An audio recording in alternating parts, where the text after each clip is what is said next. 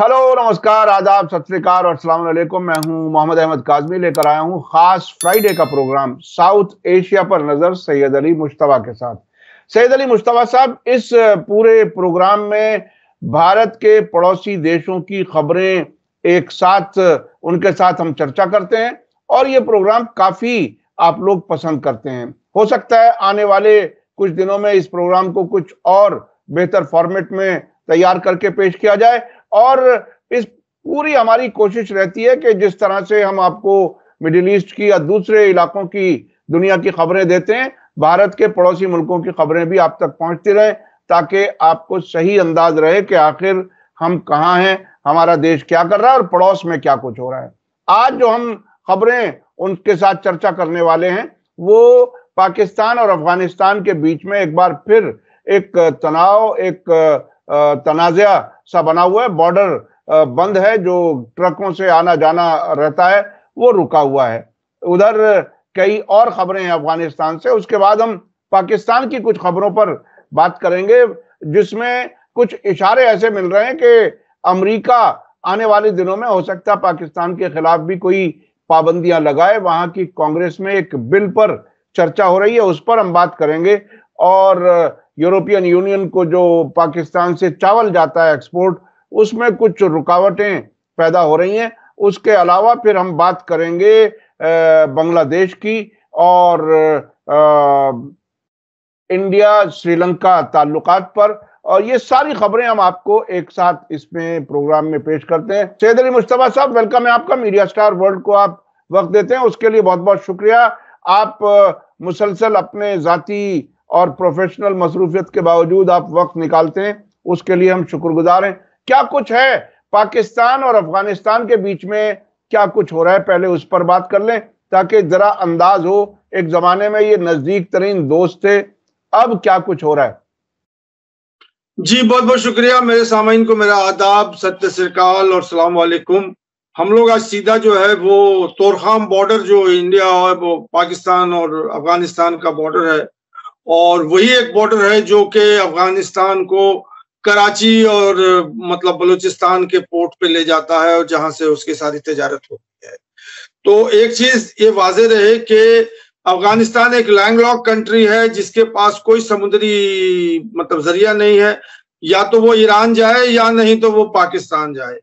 तो पाकिस्तान इस लिवरेज को बहुत अच्छी तरह समझता है कि अगर वो अपने बॉर्डर बंद कर देगा तो पाकिस्तान का तो कुछ होने वाला नहीं है, अफगानिस्तान जो है बहुत परेशानी में आ जाएगा। अब इस परिप्रेक्ष्य में या इस बैकग्राउंड में ये जो बॉर्डर क्लैश चल रहे हैं या बॉर्डर टेंशन चल रहे हैं या अफगानिस्तान और पाकिस्तान के जो टेंशन चल रहे हैं, ये टेंशन जो चल रहे हैं वो इस एलिगेशन पे है कि आतंकवादी जो संगठन है, पाकिस्तान कहता है कि वो अफगानिस्तान में शेल्टर लिए हुए हैं, अफगानिस्तान कहता है कि वो जो है पाकिस्तान में शेल्टर लिए हुए हैं। इसी रशाकशी में पाकिस्तान ने वो बॉर्डर जो है, जो कि ट्रेड का सेंटर है, जो जिससे तजारत होती है, तोरखाम बॉर्डर जिसको कहते हैं, जैसे हमारे यहाँ वाघा बॉर्डर है उसी तरह से तोरखाम बॉर्डर है, वह उसको उन्होंने बंद कर दिया है। और उसमें कुछ गोलियां वोलियां भी चली हैं इधर से और उधर से, लेकिन अभी एक 12 दिन हो गए हैं जो कि मतलब वो बॉर्डर जो है वो क्लोज्ड है। अब वहां पे जो सूरत हाल है कि 800 ट्रक्स जो है वो पर डे उस बॉर्डर को क्रॉस करती हैं एवरी डे। और ये मतलब ये कि बहुत बड़ा इकोनॉमिक लॉस हो रहा है अफगानिस्तान को, जो कि उसके ट्रक जो हैं वो पाकिस्तान में नहीं जा रहे हैं मतलब उसके अंदर। और ये जो है एक बहुत बड़ा मतलब एक समझ लीजिए कि डिप्लोमेटिक कह लीजिए या जो भी कह लीजिए, जो रिलेशनशिप है अफगानिस्तान और पाकिस्तान की, उसमें एक बहुत बड़ा दरार आ गया है। अब बहुत ज्यादा वहां से इसमें कूद पड़े हैं ज़ल्म खालिजाद जो हैं, जो रिप्रेजेंटेटिव है अमेरिका के हुआ करते थे, नाउ फॉर्मर हो गए हैं ऑन पाकिस्तान। वो ये कह रहे हैं कि जल्दी से जल्दी जो है डिप्लोमेटिक मतलब इसको रो है, इसको जो है आप क्लियर कीजिए और एक दूसरे से जाके बैठ के बात कीजिए और इसको खुलवाइए। जो लोग नाहक इस लड़ाई में परेशान हो रहे हैं, जो बिजनेसमैन हैं, उनकी रोजी रोटी मर गई है, वो इधर पर पड़े हुए हैं, उधर पड़े हुए हैं। तो बहुत से लोग जो हैं इस मतलब इस पोजीशन से वो सफर कर रहे हैं और थाउजेंड्स ऑफ ट्रक्स जो हैं वो मतलब ये है कि हॉल्ट किए बैठे हुए हैं, ना इधर जा सकते हैं ना उधर जा सकते हैं। तो इसका जो है, तो वहां से पाकिस्तान से भी बात हो रही है कि, और अफगानिस्तान के भी जो बिजनेस समुदाय के लोग हैं, जो इससे डायरेक्टली चेंबर ऑफ उनके जो होते हैं, वो एक दूसरे से बात कर रहे हैं और वीडियो कॉन्फ्रेंसिंग कर रहे हैं कि किसी तरह से मामला को जो है रिजॉल्व किया जाए। लेकिन अब ये मामला जो है पॉलिटिकल मामला है। पॉलिटिकल मामले में जो है, जो मतलब रशाकशी है, वो पॉलिटिकली जो है सेटल हो सकता है, क्योंकि मुझे ये लग रहा है एनालिसिस के तौर पर कि पाकिस्तान इसको एक अपना बार्गेनिंग चिप बना करके अफगानिस्तान पर प्रेशर डालना चाहती है कि वो पाकिस्तानी आर्मी के साथ मिलके, उनके यहाँ जो अलकायदा और ISI और इस तरह के संगठन हैं जो कि पाकिस्तान में मतलब एंटी मतलब पाकिस्तान एक्टिविटी करते हैं, उसको खत्म करें, उसको न्यूट्रलाइज करें। तो यही खबर है। अब देखिए आगे क्या होता है। यानी तालिबान सरकार पर वो दबाव डाल रहे हैं कि किसी तरह से वो आतंकियों वाला मामला हल हो, और हो सकता है कुछ और भी कुछ चीजें हों, क्योंकि बहरहाल बॉर्डर से लगा हुआ, जैसा कि आपने बताया, लैंडलॉक्ड मुल्क है और उसको अपने पड़ोसी मुल्कों पर ही डिपेंड करना होता है किसी भी इंटरनेशनल ट्रेड के लिए। अच्छा, एक कॉन्फ्रेंस है जो 10 मार्च में होने वाली है अफगान की औरतों के स्टेटस के सिलसिले में, वो क्या कुछ है? वो छेड़छाड़ है या वाकई कोई हमदर्दी है अफगानिस्तान के साथ? नहीं, ये जो है, मैं तो, हम लोग आपस में इस प्रोग्राम में हमेशा डिस्कस करते आ रहे हैं कि इंटरनेशनल कम्युनिटी का जो एंगेजमेंट है अफगानिस्तान पे, बस अब एक ही बिंदु पे रिड्यूस हो गया। वो ये है कि वो प्रेशर डाल रहे हैं कि अफगानिस्तान के जो तालिबान सरकार हैं, वो विमेन के ऊपर जो है वो अपना नजरिया जो है वो चेंज करें और उनको जो है मेन स्ट्रीम में लाएं। अब वो अफगानिस्तान की जो सरकार है, उनका ये कहना है कि मेरा इंटरनल अफेयर है और वो सारी चीजें कि हम जो है कैसे अपने वुमेन को रखते हैं, ये हमारा इंटरनल मैटर है। तो अब इसी हवाले से एक कॉन्फ्रेंस हो रहा है on the situation of women in Afghanistan. इस टॉपिक के ऊपर यूनाइटेड नेशन की मीटिंग है मार्च 10 को, और ये डेनमार्क में होने वाला है। सिक्योरिटी काउंसिल का जो वहां पे ये है, तो उसमें जो है वो एक क्वार्टरली रिपोर्ट भी शायद किया जाएगा, जो कि ये बताया जाएगा कि क्या क्या हुआ और क्या सिचुएशन है अभी आज के डेट में अफगानिस्तान में विमेन के हवाले से। और उसमें जो परमानेंट मिशन है यूनाइटेड नेशन के, वो लोग जो हैं वो उसमें पार्टिसिपेट करेंगे। अफगान के लोग वहां नहीं जाएंगे, तो तालिबान के लोग हैं वो नहीं जाएंगे। ये उनकी अपनी विमेन्स की मीटिंग है और ये डेनमार्क में हो रहा है। वहां पे जो है उनकी एक क्रिस्टीना मार्कस है, वो लासन, ये जो है उन्होंने कहा कि हम लोग जो है इस मीटिंग में जो है अफगानिस्तान के विमेन्स एंड गर्ल्स के ऊपर जो है हम लोग डिस्कशन करेंगे और उनके सिचुएशन को हम कैसे चेंज कर सकते हैं, इसको जो है हम डिस्कस करेंगे। और मतलब ये है कि वहां पे वही के ह्यूमन सेटलमेंट्स कराना है और उनके जो है हैबिटाट और उनके जो लोग हैं रिफ्यूजीज हैं इसको है, और उनके राइट्स हैं उनको जो है एम्पावर करना है, उनको जो है मतलब ये सारी चीजें कि क्या डिस्कशन होगा, ये अपने लेवल पे वो कर रहे हैं। और गौरतलब बात ये है कि अभी 8 मार्च को जो है इंटरनेशनल वुमेन्स डे है, तो इसी हवाले से वो मतलब ये सब कार्रवाई वहां तेज हो रही है और वो ये कह रहे हैं कि इंटरनेशनल कम्युनिटी जो है उसको ही आना पड़ेगा अफगानिस्तान के वुमेन्स को और गर्ल्स को उनके हकूक दिलाने के लिए, उनके एजुकेशन के लिए, हेल्थ केयर के लिए, ड्रिंकिंग वाटर के लिए, और ये सारी चीजें जो हैं वो मुहैया करानी पड़ेंगी।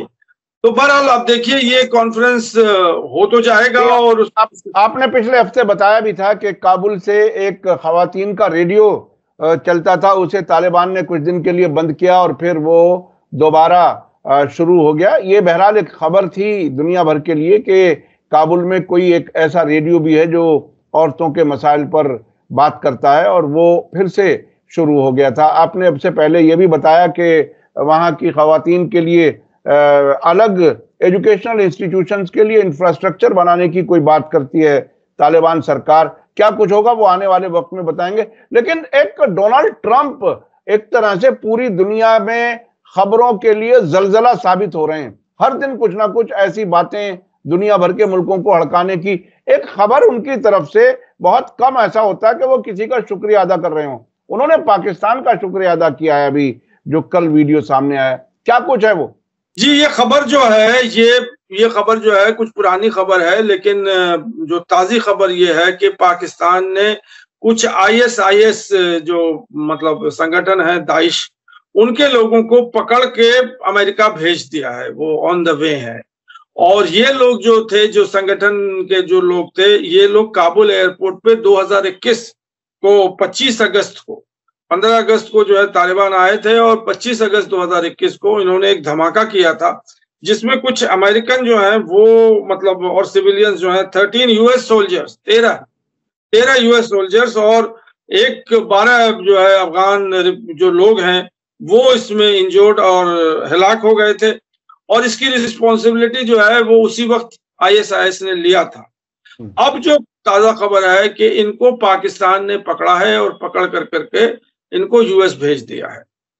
अब यहाँ पे बात यह है कि डोनाल्ड ट्रंप साहब पाकिस्तान का बहुत शुक्रिया अदा कर रहे हैं कि आप हमारे बहुत अच्छे दोस्त हैं, आपने ऐसा काम किया है। लेकिन ज़बीहुल्लाह मुजाहिद जो स्पोक्समैन हैं तालिबान के, उन्होंने कहा कि ट्रंप साहब को अब यह मालूम होना चाहिए कि आईएसआईएस के लोग जो हैं वो पाकिस्तान में रहते हैं, ना कि अफगानिस्तान में रहते हैं। तो आईएसआई के लोगों को अगर उन्हें ढूंढना है तो वो पाकिस्तान में ढूंढे, ना ही कि वो अफगानिस्तान में है। तो बहरहाल ट्रंप साहब ने जो है वो अपना पाकिस्तान में इन्वॉल्वमेंट पहली बार जो है वो अब शुरू कर दिया, क्योंकि अभी तक जब से वो 20 जनवरी से जब तक आए थे तो उनका इन्वॉल्वमेंट इंडिया के साथ तो था ही था, मोदी साहब जो है गए थे वहां पे, लेकिन पाकिस्तान के हवाले से उन्होंने अभी तक कोई अपनी बात नहीं की थी। पहली बार उन्होंने जो है वो अपना मतलब थैंक यू नोट कहा है और ट्रंप साहब ने ग्रेटिट्यूड जो है पाकिस्तान को अपना दिखाया है कि उन्होंने जो है हमारे लिए बहुत बड़ा काम किया है और कोऑपरेशन किया है, और यही सब चीजें जो हैं वो थी। तो मतलब अच्छा, काबुल में सीसीटीवी की भी कुछ खबरें आ रही हैं। काबुल यानी तालिबान सरकार जो है वो अब इंफॉर्मेशन टेक्नोलॉजी और एडवांस टेक्नोलॉजी का इस्तेमाल कर रही है, ये एक बड़ी खबर है। क्या कुछ है काबुल से खबर? ये जी, खबर ये है कि काबुल शहर को 90,000 सीसी कैमरा टीवी से जो है उन्होंने सर्वेलेंस के लिए लगा दिया है। और इसमें यह है कि जो डे टू डे लाइफ जो चल रही है मतलब काबुल के अंदर, उसको ये एक सीसी कैमरा टीवी जो है वो मॉनिटर कर रही है। और जहां पे कोई गड़बड़ी नजर आती है या कोई बातें आती हैं सामने में, मतलब इसमें जो तालिबान के ओहदेदार हैं उन्होंने कहा कि कहीं पे लड़कियों की छेड़खानी हो रही है या कहीं पे ड्रग्स हो रहा है या कहीं पे मारपीट हो रही है, आपस में जो है वो लड़के जो हैं लड़ रहे हैं, तो उनको रोकने के लिए ये हमने मतलब ये कदम उठाया है, इमीडिएट क्रैक किया जाता है। और जो लार्जर जो मैटर है कि वहां पे बॉम्ब प्लांट किया जा रहा है या मतलब कोई आतंकवादी एक्टिविटी हो रही है, तो ये उन्होंने अपनी सफाई पेश की है कि पूरी सिक्योरिटी को और पूरे मतलब लॉ एंड ऑर्डर को कंट्रोल करने के लिए उन्होंने ये मतलब इक़दाम उठाए। लेकिन दूसरी तरफ जो है अब इंटरनेशनल कम्युनिटी आ गई है जो कि इसको अप्रूव नहीं करती है, और वो ये कह रही है कि ये क्या हुआ कि आप तो सारे जो लोग हैं उनकी कोई फ्रीडम ही नहीं है, वो तो हर वक्त सर्वेलेंस में खड़े हुए हैं, जहां जा रहे हैं वो कैमरे के अंदर कैद हैं, तो ये तो सर्वेलेंस स्टेट हो गया। फिर अब कैसा तालिबान जो है वो कंट्री चला रही है? इसका मतलब है कि सबको वो मॉनिटर कर रही है, तो ये तो ह्यूमन राइट्स का वायलेशन हो गया।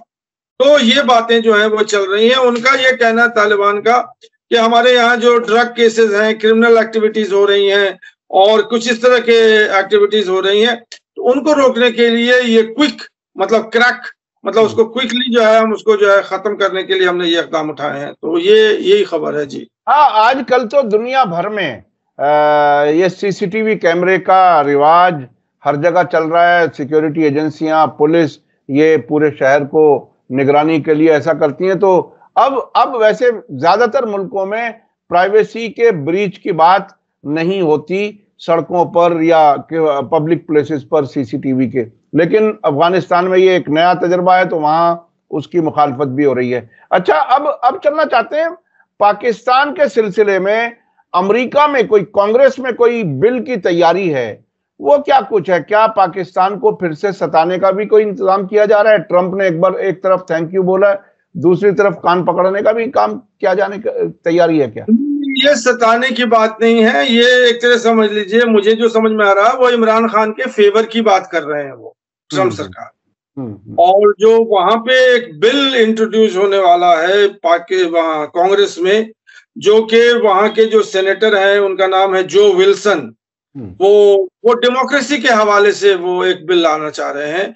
और उनका ये कहना है कि पाकिस्तान में कोई डेमोक्रेसी है नहीं, और ये जोड़ तोड़ की सरकार ने अपने को इस बना ली है सरकार, और उनके पीछे मिलिट्री जो है वो अपना मतलब शिकंजा उसने कसा हुआ है। तो पाकिस्तान की जो सरकार है वो नॉन डेमोक्रेटिक सरकार है, और ऐसी सरकार से अमेरिका कोई भी अपना रिश्ता नहीं रखना चाहता है। और हो सकता है कि अगर ये प्रूफ हो जाए कि वो नॉन डेमोक्रेटिक सरकार है तो उनके ऊपर हम सैंक्शन भी लगा सकते हैं, जैसे कि हमारी दुनिया में मतलब वही वो है।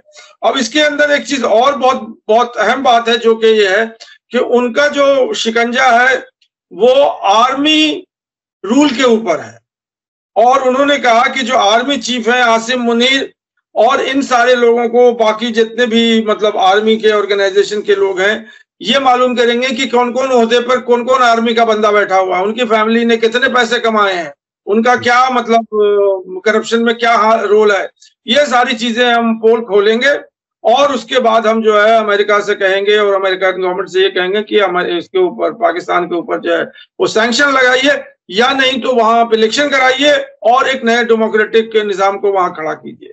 नहीं तो अगर वो डेमोक्रेटिक निजाम नहीं खड़ा होता वहां पे, तो अमेरिका पाकिस्तान के साथ कोई बिजनेस नहीं करेगा, कोई भी मतलब अपनी ये नहीं करेगा।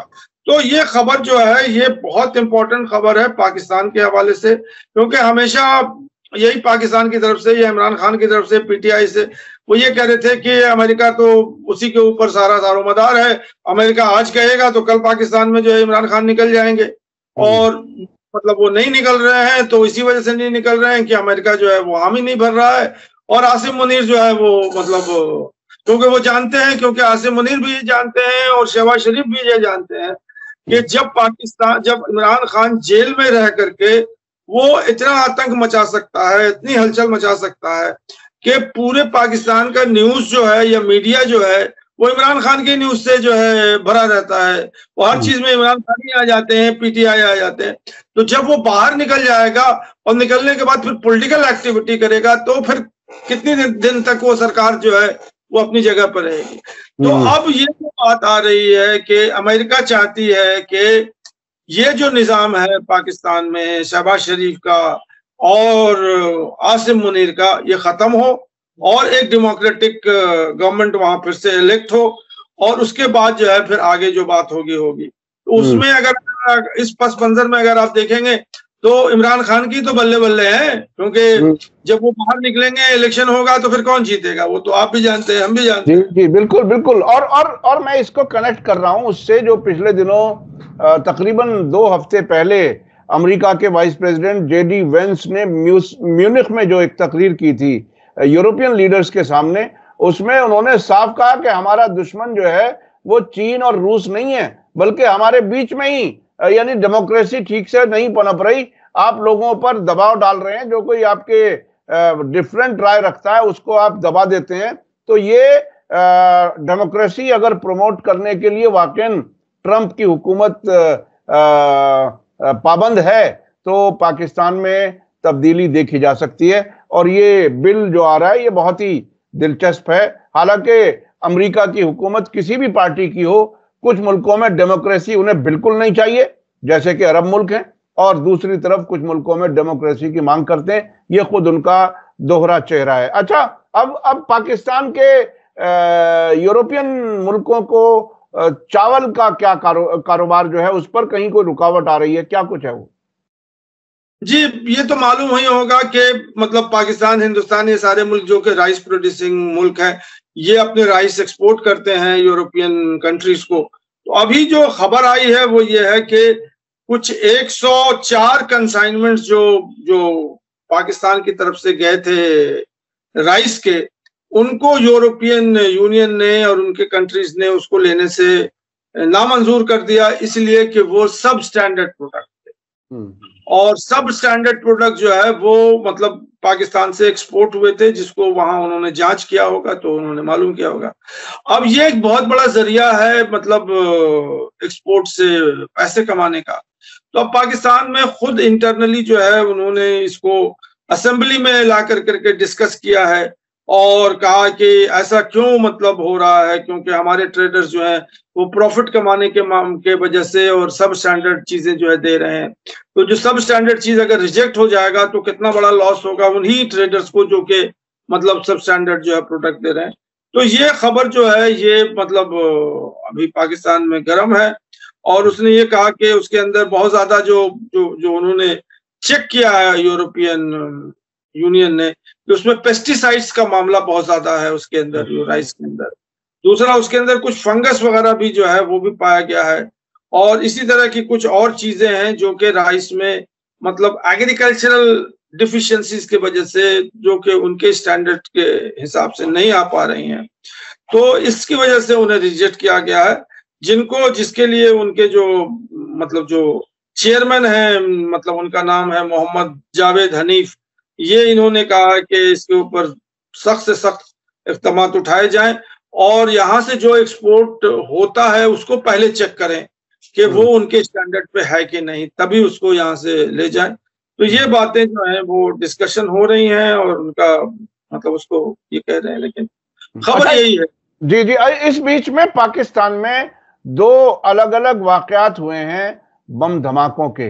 ये फिर से एक नई चीज सामने आ रही है, और मैं इसमें ये भी गौर कर रहा था कि ये रमजान का महीना, ऐसे वक्त में मस्जिदों पर और ऐसी जगहों पर हमले, ये वाकई बहुत ही तकलीफदेह। क्या कुछ है ये वाकयात? जी, वहां पे जो है वो दो अलग अलग जगहों पे, एक तो बनू जगह है वहां पे नॉर्थ वेस्ट प्रोविंस में, पख्तूनख्वा में, जो कि मिलिट्री कंटोनमेंट है। उसके वॉल को दो सुसाइड बम्बर ने जो है वो आत्मघाती हमला करके उसमें ब्रीच किया था, दीवार को तोड़ दिया था, और उसके अंदर जो है वो जो आतंकवादी हैं वो घुसे थे अंदर, लेकिन उनको सबको मार गिराया है। और ये जो है ये मतलब कंटोनमेंट है, मतलब बनू डिस्ट्रिक्ट है, वहाँ ये कंटोनमेंट है, उसी में ये वाकया पेश आया था। और कंपाउंड वॉल को जो है उन्होंने तोड़ा, और उसके बाद जो है वो 5 या 6 लोग जो है वो घुसे थे उसके अंदर, उनको मार गिराया गया। और उसका ये है कि ये जो उनका जो संगठन का जो उनका जो चीफ है उसका नाम है हाफिज गुल बहादुर। वो कोई एक संगठन है, उसका नाम है जैश अल फरसान, उसका संगठन है, और ये कह रहा है कि हमने ये हमला करवाया है और हमने किया है हाँ इंतकाम लाल मस्जिद।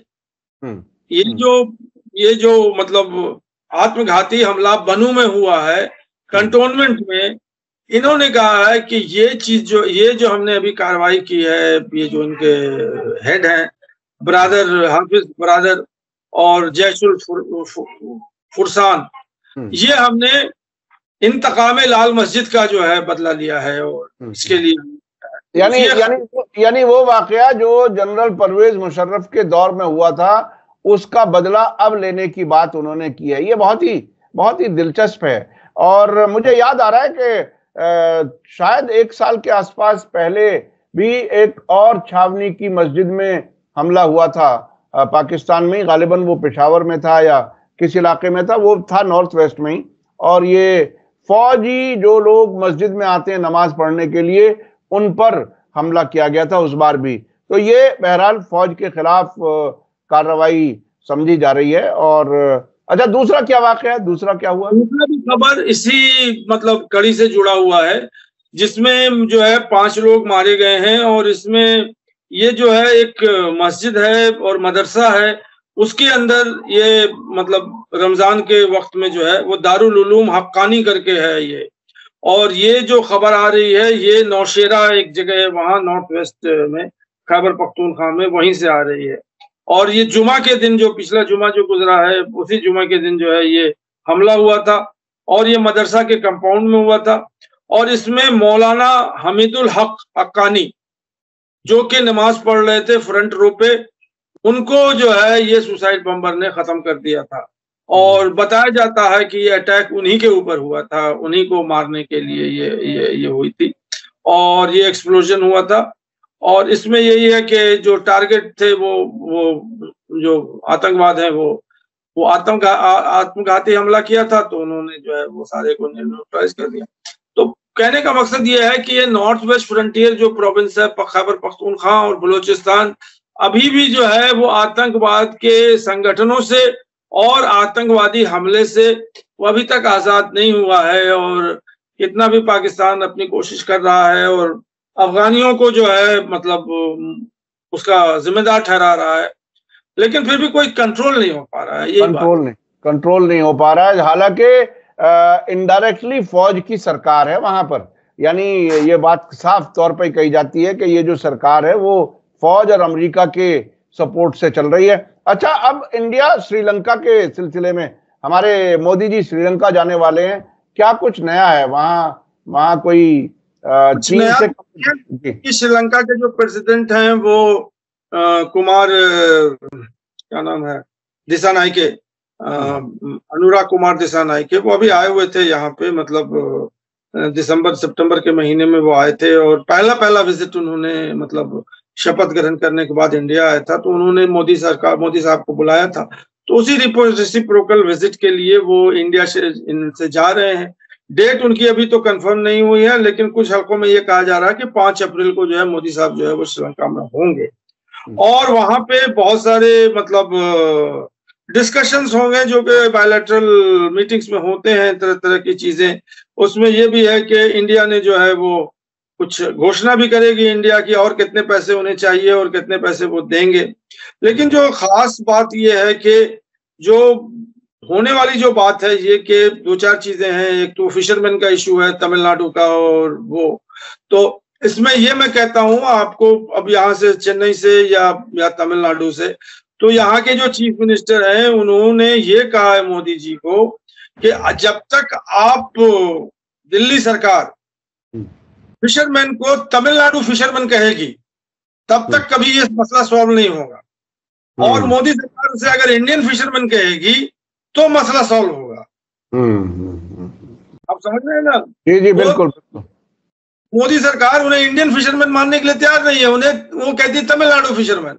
जो भी मीडिया उठा के देख लीजिए तमिलनाडु फिशरमैन। अब जो है 200 से ज्यादा लोग जो है वो अभी पड़े हुए हैं, उनके बोर्ड्स पड़े हुए हैं और ये पड़े हुए हैं।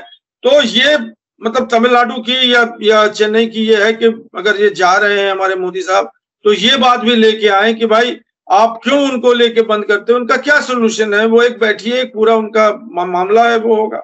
दूसरी जो बातें वहां पर होंगी वो बड़ी इंपॉर्टेंट, वो है कनेक्टिविटी की। आजकल के जमाने में कनेक्टिविटी बहुत इंपॉर्टेंट है, और श्रीलंका और इंडिया का जो फासला है वो बहुत कम है, मतलब कहीं कहीं तो 22 किलोमीटर का ही फासला है। तो अब उसमें जो है फेरी सर्विस वगैरह शुरू हो रही है, और भी फेरी सर्विस की जो है वो अनाउंसमेंट होगी। उसके बाद जो है वो एक पाइपलाइन जो है वो आने वाला है वहां से, पेट्रोलियम का, इंडिया से और श्रीलंका से, जिसमें हमारे जो है वो इंडियन ऑयल कॉरपोरेशन जो है वो आगे वो ट्रिंकोमली जो है वो श्रीलंका में है, वहां से वो आएगा यहाँ नागापट्टनम में। तो ये सब बातें जो हैं वो डिस्कशन टेबल पर होंगी, और मोदी साहब आ रहे हैं। बहुत बड़ी बात है कि उन्होंने श्रीलंका को, मतलब नेपाल को तो उन्होंने तरजीह नहीं दी, मतलब बांग्लादेश की बात ही छोड़ दीजिए आप, लेकिन श्रीलंका जा रहे हैं। तो नेबरहुड पॉलिसी है। बात वहां पर ये भी है कि चाइना की जो एंट्री हो रही है और चाइना के लोग का जो वहां हो रहा, उसको भी कंट्रोल करने के लिए ये जा रहे हैं, और ये बता रहे हैं कि बल्कि श्रीलंका ने तो कह भी दिया है कि हम इंडिया के खिलाफ या इंडिया के एंटी कोई भी एक्टिविटी होने नहीं देंगे अपने सॉइल से। लेकिन कितनी इंपॉर्टेंस पूरे साउथ एशिया के अंदर मोदी सरकार या खुद नरेंद्र मोदी साहब देते हैं अपने मतलब छोटे नेबर्स को, उसमें श्रीलंका जो है वो नंबर 1 पोजीशन पे है। अच्छा, श्रीलंका ये कह रहा है कि भारत से हमारे ताल्लुकात अच्छे हैं। तकरीबन उसी तरह की आवाज बांग्लादेश से आ रही है। बांग्लादेश में जो एडवाइजर प्रेसिडेंट कहिए या चीफ एग्जीक्यूटिव कहिए, मोहम्मद यूनुस साहब, उन्होंने भी भारत के साथ ताल्लुकात अच्छे बताए हैं। क्या कुछ है शेख हसीना वाला मामला? अभी बीबीसी को एक इंटरव्यू में दिया था, तो उन्होंने कहा कि जो पैरामीटर्स हैं मतलब इंडिया और बांग्लादेश के रिलेशन में, उसको आप हिस्टोरिकली देख लीजिए, इकोनॉमिकली देख लीजिए, पॉलिटिकली देख लीजिए, ये सब इतने डीप रूटेड हैं कि ये डिस्टर्ब होने वाले नहीं हैं। ये वही बात हो गई जी के जो गंगा जमनी तहजीब है नॉर्थ इंडिया में, हिंदू और मुसलमान के रिश्ते हैं उसको मोदी सरकार या कोई भी सरकार वो तोड़ नहीं सकती है। वो इतना ज्यादा घनिष्ठता है, इतना ज्यादा डिपेंडेंट है। 14 सेंचुरीज के रिश्ते हैं वो। मतलब इनके कहने पर और बहकाने पे जो है वो हिंदू और मुसलमान एक दूसरे से के दुश्मन नहीं बन सकते हैं। तो यही बात वो बांग्लादेश के साथ वो लेके आ रहे हैं यूनुस साहब के जो प्रोपेगेंडा चल रहा है मीडिया में कि बांग्लादेश ने ये कर दिया और इंडिया ने ये कर दिया, ये सब प्रोपेगेंडे हैं। प्रोपेगेंडे को अलग कीजिए। और जो मेन जो चीज है कि हिंदुस्तान और बांग्लादेश के रिश्तों में कोई भी दरार नहीं आया है हसीना वाजिद के जाने के बाद। और वो इंडिया ने भी कहा है, मतलब जो इंडिया की मिनिस्टर ऑफ एक्सटर्नल अफेयर्स है उन्होंने कहा कि हमारा और बांग्लादेश का जो मिस्री साहब है, विक्रम मिस्री साहब, उन्होंने खुद कहा कि हमारा और बांग्लादेश का कोई जो रिलेशनशिप है वो कहीं खराब नहीं हुआ है। अब ये तलखियां कुछ हो गई हैं वो अलग चीज है, लेकिन वो मतलब ऐसा नहीं कि हिंदुस्तान पाकिस्तान हो गया है, मतलब वो वाली बात है। तो मोदी यूनुस सरकार ने यह भी कहा है कि बांग्लादेश के पास बिना इंडिया के डिपेंडेंस के और कोई ऑल्टरनेटिव है ही नहीं है। तो हम रिश्ते तीन तरफ से घिरा हुआ है, तीन तरफ भारत है और एक तरफ समंदर है, तो जाहिर है डिपेंडेंस तो यकीनी तौर पर होगी। जी, तो यही उन्होंने कहा है कि जो लोग अफवाहें फैला रहे हैं और जो लोग मतलब उसके बाजार गर्म कर रहे हैं, मतलब पॉइजनिंग द रिलेशनशिप, वो नहीं है। और इंडिया का जो है कुछ चैलेंजेस हैं इंडिया और बांग्लादेश के, वो हर मुल्क के साथ होते हैं जो चैलेंजेस हैं। अब नई सरकार जो आई है तो इसके अपने चैलेंजेस हैं। और कुछ उन्होंने ये कहा कि प्रोपेगेंडा का ज्यादा बड़ा हाथ है इस डिटोरिएटिंग सिचुएशन को क्रिएट करने के लिए, ना कि मतलब वो कंट्री के ऊपर। और वही उन्होंने बात की है कि हिस्टोरिकली साथ साथ उन्होंने शेख हसीना वाले मामले में भारत की शिकायत भी कर दी। वो क्या कुछ है साथ में, वो भी जरा बताइए। उन्होंने यूनुस साहब ने कहा है कि हमने बहुत सारे लेटर्स लिखे मतलब इंडिया को, लेकिन कोई भी जवाब जो है शेख हसीना के एक्स्ट्रेडिशन के लिए इंडिया ने कोई जवाब नहीं दिया। ऑफिशियल लेटर्स को जो बांग्लादेश के ऑफिशियल लेटर्स हैं उसको कोई जवाब नहीं मिला है। और उनका ये कहना है कि यहाँ जो है मतलब हम लोग बिल्कुल तैयारी में हैं, कोर्ट ट्रायल चल रहा है वो उनको कन्विक्ट करने के लिए, और जो प्रोसेस है उनका वो सारी चीजें हम लोग अपनी तरफ से तैयार किए हुए हैं। लेकिन जब ये तभी कंप्लीट होगा जबकि इंडिया जो है शेख हसीना को बांग्लादेश भेजेगी। लेकिन उसके लिए इंडिया कोई पहल नहीं कर रही है, कोई असिस्टेंस नहीं दिखा रही है। और वो मतलब ये है कि उसके ऊपर जो है चुप्पे साधी हुई है। और ये इंडिया बांग्लादेश के लिए जो है चैलेंज है कि अगर वो इंडिया भेजेगी नहीं तो शेख हसीना का ट्रायल कैसे हो। जी जी जी। और मैं आपको याद दिला दूं कि बांग्लादेश और पाकिस्तान के बीच में एक पहली बार 1971 के बाद तिजारत का सिलसिला भी शुरू हुआ है, और वो हम देख रहे हैं कि मुसलसल ताल्लुकात पाकिस्तान से भी बांग्लादेश बढ़ा रहा है। मैं इसी के साथ बहुत बहुत शुक्रिया जनाब सैयद अली मुश्तबा साहब, आप हमें वक्त दे देते हैं उसके लिए हम शुक्रगुजार हैं। आप हर इस प्रोग्राम के लिए, फ्राइडे के प्रोग्राम के लिए पूरे तमाम इन मुल्कों की खबरों पर नजर रखते हैं, उसके लिए हम शुक्रगुजार हैं। अपने दर्शकों से मैं कहूंगा कि आपको ये वीडियो कैसा लगा, ये इंटरव्यू कैसा लगा, कमेंट्स में जरूर लिखें।